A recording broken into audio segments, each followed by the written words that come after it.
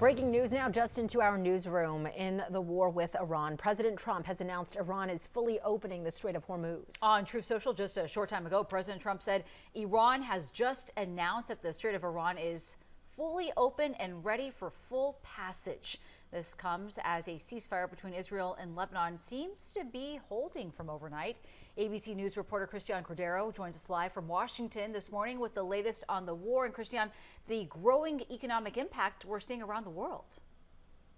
Especially when you consider the Strait of Hormuz and the ripple effect that has had around the world. And those two things, between the ceasefire and the strait itself being open as of this morning, are connected because those were part of the terms of the ceasefire. But the president has otherwise touted the health of the economy, insisting again that the war with Iran was necessary.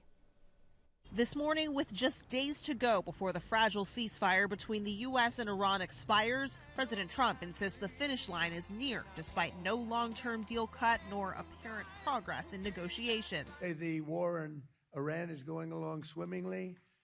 We can do whatever we want. And it should be ending pretty soon. A ceasefire between Israel and Lebanon is also officially in effect for the next week and a half. And if there's no long-term deal cut before the crucial deadlines, Trump yesterday said, If there's no deal, fighting resume. Before walking it back 5 minutes later, saying extending the ceasefire is also an option. If we need to, I would do that. Gas prices in the U.S. have spiked by more than $1 since the war began, today at $4.09 per gallon. Trump downplayed those costs when pressed by ABC's Rachel Scott. How much longer will Americans continue to see these high gas prices? Well, they're not very high. If you look at what they were supposed to be in order to get rid of a nuclear weapon, with the danger that entails.